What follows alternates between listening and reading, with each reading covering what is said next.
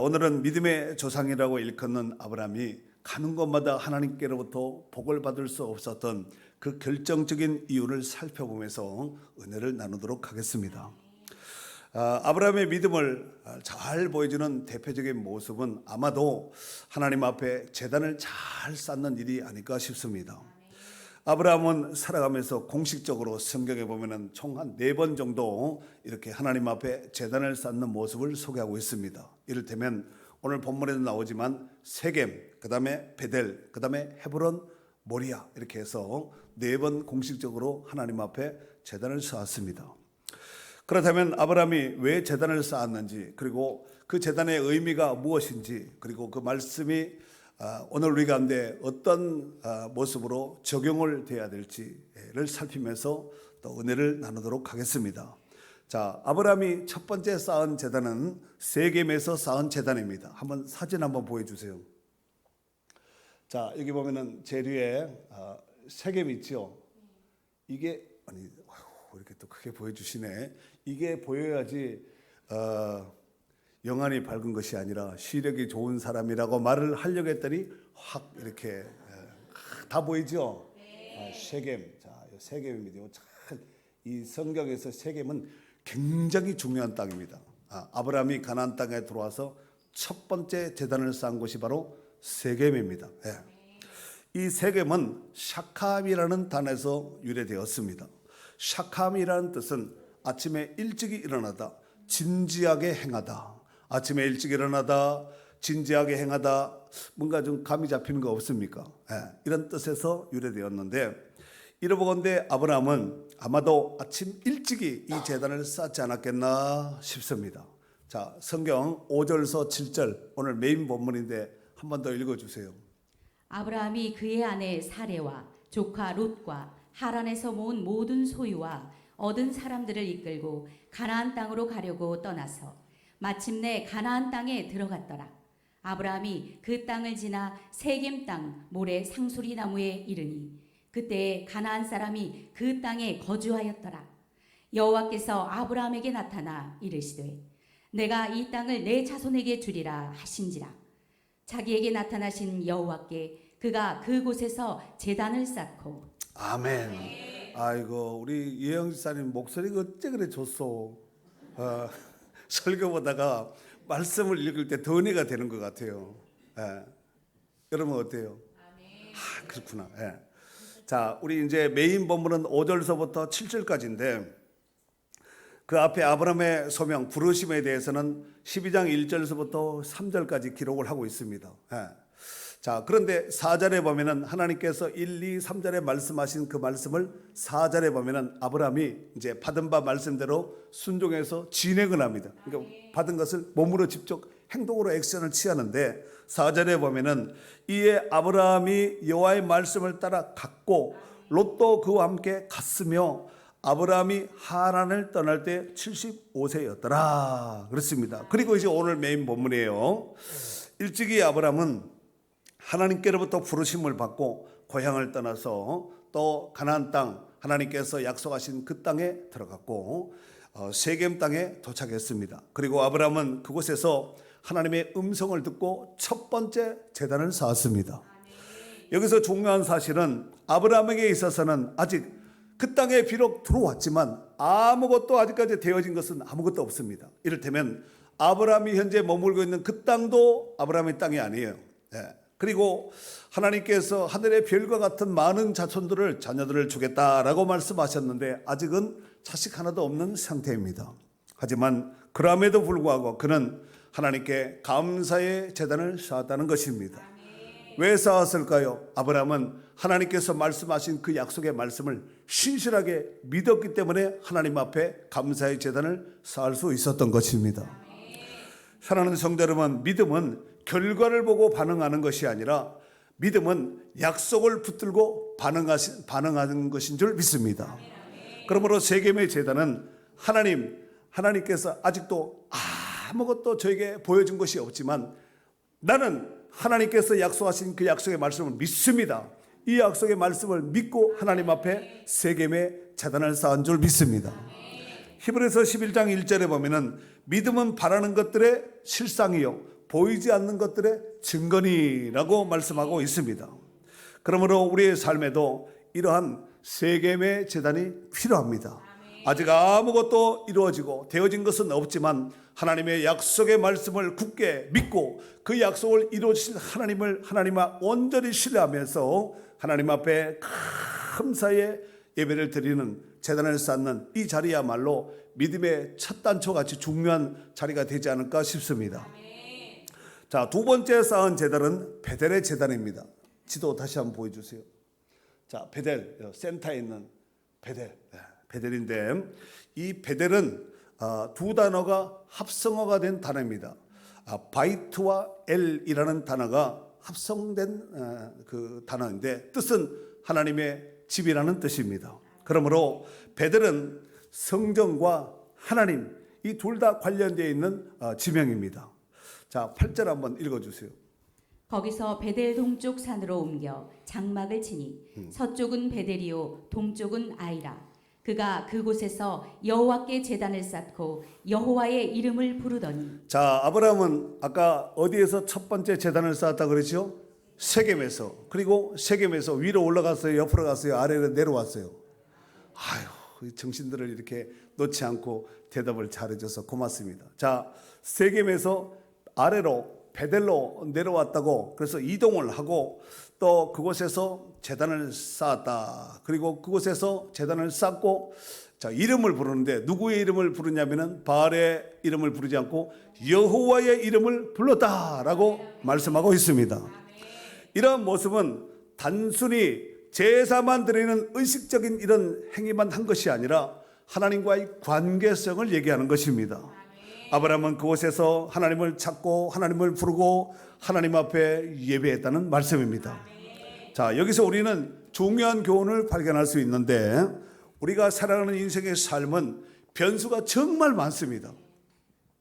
언제 어디서 어떤 일이 발생될지, 어떤 환경이, 어떤 일들이 복병처럼 또 역풍을 맞게 될지 아무도 알 수 없는 예측 불허의 삶을 우리가 하루하루 살아간다고 해도 아마 과언이 아닐 줄로 생각이 됩니다. 하지만 그런 상황 속에서도 우리의 삶의 방향을 잃지 않는 비결이 있습니다. 그것이 뭐냐면은 하나님과 동행하고 하나님과 관계에 있으면은 길 잃어버릴 염려가 없는 줄 믿습니다. 그러므로 베델의 제단은 하나님, 나는 이제 어디로 가야 합니까? 라는 질문이 담겨져 있는 제단이 바로 베델의 제단이다라고 볼 수가 있습니다. 송충이는 솔잎을 먹어야 하듯이 성도들은 하나님 말씀을 먹어야 됩니다. 예배는 하나님을 만나는 시간이고 하나님의 말씀을 받는 시간이고 먹는 시간인 줄 믿습니다. 그러므로 바쁘고 할 일이 많다 할지라도 예배 시간이 되면 어떻게 해야 되겠어요? 때를 따라 돕는 은혜를 얻기 위해서 하나님의 보좌 앞에 담대히 나와야 될 줄 믿습니다. 세 번째 쌓은 제단은 헤브론 제단입니다. 지도 다시 한번 보여주세요. 또 위로 올리고 지도에 올라가라. 여기 헤브론 보이나요? 엔게디 사해바다 옆에 헤브론입니다. 이 헤브론이라는 뜻은 하바르라는 단어에서 유래되었는데 뜻은 연합, 동맹, 교제 이런 뜻을 가지고 있습니다. 연합, 동맹, 교제 이런 뜻을 가지고 있는데 창세기 13장, 오늘 메인 본문은 창세기 12장이지요. 그리고 다음 장인 창세기 13장에 보면은 아브라함은 조카 롯과 아주 심각한 갈등을 겪는 것을 보게 됩니다. 그 이유는 서로 간에 재산이 너무 많아져서 목자들 사이에 서로 막 다툼이 일어나는 거예요. 이때 아브라함은 고민 끝에 조카 롯을 불러서 심각하게 이제 결정을 해야 될 부분을 단호하게 내립니다. 그리고 조카 롯에게 이렇게 제안을 하지요. 너나 나나 너무 이렇게 재산이 많고 가축이 많다 보니까 목자들 간에 서로 다툼이 있으니까 이제 우리가 서로 좀 길을 좀 달리할 필요가 있겠다. 그래서 네가 동을 하면은 내가 서를 하고 네가 남을 하면은 내가 북을 하겠다. 먼저 선택을 해라 조카야. 그랬더니 이 조카가 그래도 큰아버지가 먼저 하셔야지요. 이렇게 하지 않고 눈을 싹 굴려서 보다가 자기가 지역을 잘 알고 있잖아요. 싹 굴려보다가 요단 동편 쪽을 향해서 가겠습니다 하고 말을 한 뒤에 뒤를 돌아보지 않고 종들을 챙겨서 가솔들과 함께 가축을 데리고 길을 떠납니다. 문제는 아브라함이 현재 남아있는 땅은 정말 척박하기 이를 데 없는 척박한 땅 헤브론이었습니다. 그런데 하나님은 조카가 간 그 땅에서 하나님께서 말씀하지 않고 아브라함이 현재 머물고 있는 헤브론 그 땅에서 하나님께서 아브라함에게 말씀하셨습니다. 너는 눈을 들어서 동서남북을 바라보라. 네가 지금 보고 있는 이 모든 땅을 너와 내 자손에게 영원히 주겠다 하고 약속을 하셨습니다. 그리고 그곳에서 아브라함은 하나님 앞에 감사의 제단을 쌓았습니다. 창세기 13장 18절 읽어주세요. 이에 아브라함이 장막을 옮겨 헤브론에 있는 마물의 상수리 수풀에 이르러 거주하며 거기서 여호와를 위하여 제단을 쌓았더라. 아멘. 헤브론의 제단은 손해를 감수하는 믿음의 제단이라고 볼 수 있습니다. 이것을 세상적인 기준으로 본다면 손해지요. 하지만 하나님의 기준으로 본다면 큰 복이 되는 줄 믿습니다. 사랑하는 성도 여러분, 우리는 끊임없는 사람들과의 관계 속에서 수많은 선택을 하면서 살아가고 있습니다. 이러한 상황 속에서 우리는 내 이익을 붙들 것인가, 아니면 하나님을 신뢰하고 내려놓을 것인가, 하나님을 신뢰하는 믿음으로 모든 것을 내려놓을 것인가, 양당 간의 둘 중에 하나를 선택해야 되는 이런 갈림길에 놓일 때가 있습니다. 헤브론의 제단의 의미는 하나님, 제가 손해보는 것 같지만 그래도 당신과 연합되어서 교제함이 나의 기업이 됩니다. 아까 헤브론이 무슨 뜻이라 그랬죠? 연합, 동맹, 하나 더 교제. 와, 좋았어요. 연합, 동맹, 교제거든요. 다 떠나가고 내 눈에 보이는 것이 없다 할지라도 나는 하나님과 연합되어서 교제함이 나의 영원하신 기업입니다. 이곳이 바로 헤브론이었다는 것입니다. 이러한 믿음이 있을 때 우리는 다투지 않고 양보할 수 있고 또 서로 간의 화평을 누리게 될 줄 믿습니다. 그 다음에 네 번째 쌓은 제단은 모리아산의 제단인데 지도 한 번 더 보여주세요. 자, 조금 내려야 될 것 같은데요.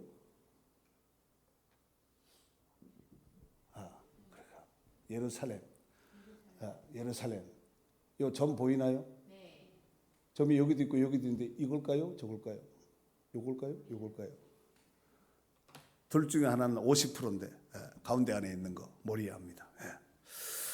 모리아는 우리 성경에는 모리아로 되어 있지요. 성경에 모리아로 되어 있잖아요. 창세기 22장 2절 한번 읽어주세요. 여호와께서 이르시되 내 아들 내 사랑하는 독자 이삭을 데리고 모리아 땅으로 가서 내가 내게 일러준 한 산 거기서 그를 번제로 드리라. 자, 내가 내 아들 내 사랑하는 독자 이삭을 데리고 어디로 가라고요? 모리아 땅으로 가라 그랬습니다. 모리아는 히브리 말로 모리야라는 단어를 씁니다. 우리 성경에 모리아로 되어 있지만 모리야로 되어 있는데 이것이 합성어입니다. 라아와 아흐의 합성어입니다. 라는 드러내다, 준비되다 이런 뜻이고 야흐는 여호와 주님이라는 뜻입니다. 드러내다, 준비되다, 여호와 주님 이 두 개가 합성어된 거예요. 그러니까 이미 아브라함이 모리아 땅으로 가기 전에 모리아라는 그 땅 지명이 이미 하나님께서 준비해 놓으신 땅이라는 것을 알 수가 있습니다. 해석하면은 주님 되시는 여호와께서 준비하십니다 이런 뜻이거든요.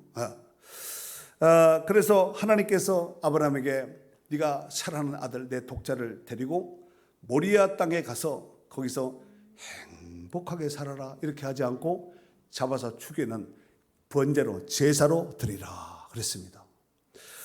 아브라함은 이 말도 되지 않고 이해가 되지 않는 이 상황 속에서 이 하나님 말씀 앞에서 어떻게 할까요? 순종했습니다. 그리고 3일 길을 걸어서 그 산 위로 올라가 제단을 쌓았습니다. 모리아산의 제단은 단순하게 의식적으로 드리는 제사 한번 드리는 이런 제사가 아니라 자기의 생명과 같은 모든 것을 드리는 것이 바로 모리아 제단입니다. 여기서 하나님은 결국 이삭 대신에 순양을 준비하셔서 아브라함의 믿음을 인정해 주셨습니다. 창세기 22장 12절에 보면은 내가 내 아들 독자까지라도 내게 아끼지 아니하였으니 내가 이제야 내가 하나님을 경외한 줄 아노라 그렇습니다. 전에도 알고 있었지만 마지막 결정 짓는 것이 바로 이제야입니다.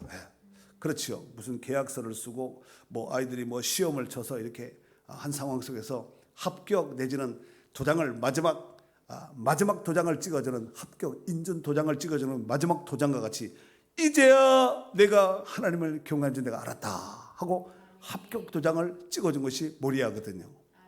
그 뒤로 아브라함은 하나님께로부터 시험 받은 것이 없습니다. 합격을 했으니까. 그 전까지는 계속해서 이 반복되는 굴레의 어떤 사이클들이 계속해서 진행된 것은 아브라함의 믿음을 이리 달아보고 저리 달아보고 계속해서 하나님께서 검증을 했던 이런 시기한 시간이었다는 것을 알 수가 있습니다. 그리고 그곳에서 여호와 이레라는 그 유명한 이름을 선포해 주셨는데 이는 하나님이 준비하신다라는 뜻입니다. 사랑하는 성도 여러분, 우리의 믿음이 여기까지 가야 됩니다. 이러한 믿음은 이해가 되지 않아도 순종하는 것이고 이것이야말로 진정한 참 믿음이 아닌가 싶습니다. 여러분들이 쌓고 있는 제단은 어떤 제단입니까? 제가 이제 몇 가지 예시를 들 테니까 한번 여러분들이 마음속에 한번 답을 해보시기 바랍니다. 첫 번째, 세겜의 제단인 하나님의 약속을 믿는 자리입니까?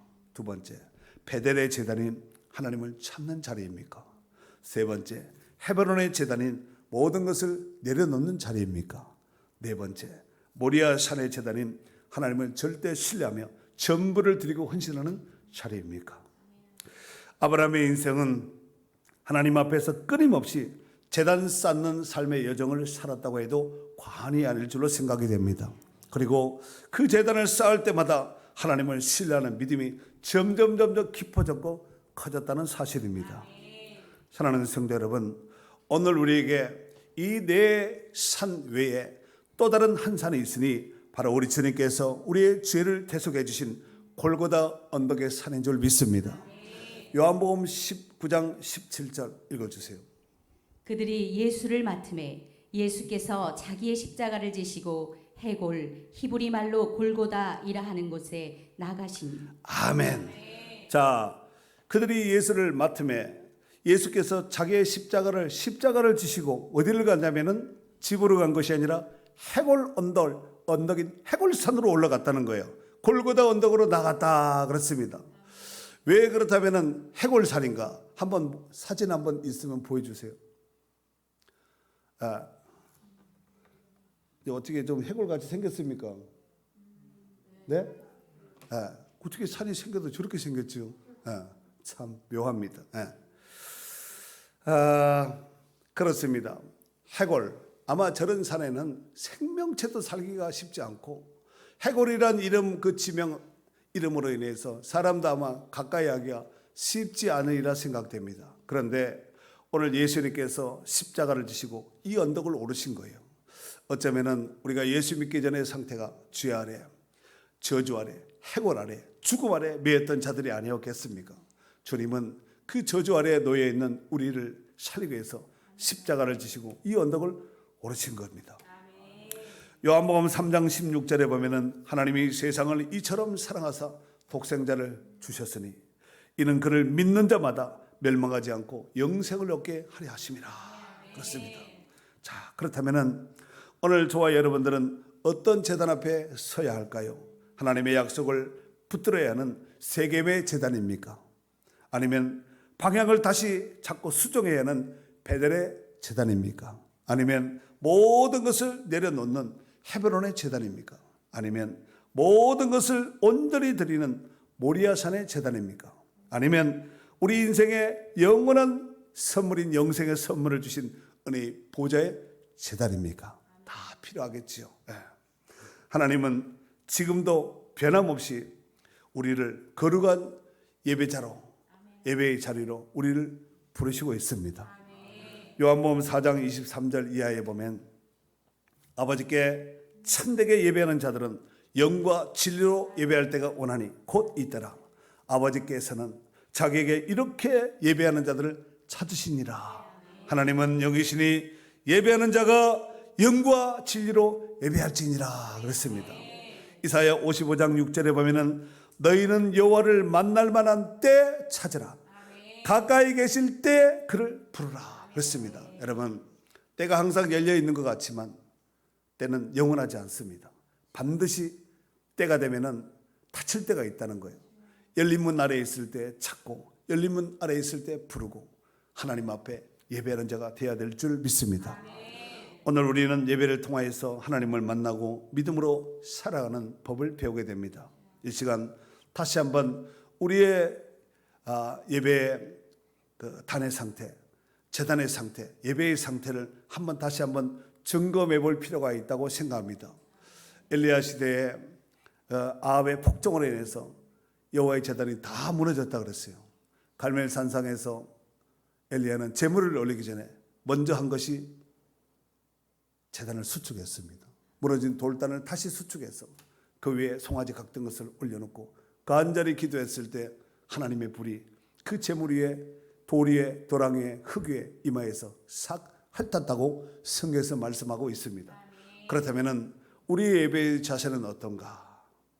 한번 점검해 볼 필요가 있다고 생각합니다. 예배의 자세, 드려지는 헌금, 또 모든 말씀을 듣는 어떤 자세, 이런 것들이 정말 앉아있다고 끝나는 것이 아니라 자리에 동참했다고 끝나는 것이 아니라 하나님은 겉모습을 보신 분이 아니라 중심을 보신다 했거든요. 그러면은 우리 중심을 투영해서 보시는 그 하나님이 우리를 어떤 모습으로 보실까 한번 점검해 볼 필요가 있다고 생각합니다. 혹시 무너지기 직전에 부실한 제단이 있다면 어떻게 해야 될까요? 가만히 보고 무너지든가 말든가 이러지 말고 다시 수축하고 다시 쌓도록 하셔야 됩니다. 무너졌으면 다시 쌓으면 되지 않겠습니까? 그걸 쳐다보고 있고 나는 운명이니까 팔자니까 나는 이렇게 살겠다 이렇게 하지 말고 무너졌으면 다시 쌓으면 되는 거예요. 그래서 그 위에 온전한 제물을 드려서 하나님은 여러분 성경을 볼 때 반드시 어디에 역사하냐면은 그냥 돌멩이에 역사하지 않고 제단 위에 드려진 제물 위에 하나님이 불을 응답을 주시는 이런 모습을 보게 됩니다. 그러한 맥락으로 볼 때 여러분들이 예배 때 드려지는 헌금은 정말 귀한 거예요. 어찌됐든 오늘 다시 한번 오늘 아브라함의 예배를 또 제단을 쌓는 것을 점검해 보면서 우리를 한번 바라볼 수 있는 기회가 될 수 있기를 바라고 부실하고 또 무너지기 직전에 있는 위급한 이런 상황 가운데 있는 분들이 계신다면 다시 한번 잘 수축하고 다시는 무너지지 않도록 누가 와도 흔들어도 천둥벼락이 쳐도 흔들리지 않도록 단단하게 견고하게 잘 싸서 정말 하나님을 만나고 그 만남 속에 결단 있는 신앙으로 믿음으로 굳게 선 축복된 성도들이 다 될 수 있기를 주의 이름으로 축원합니다. 축원합니다.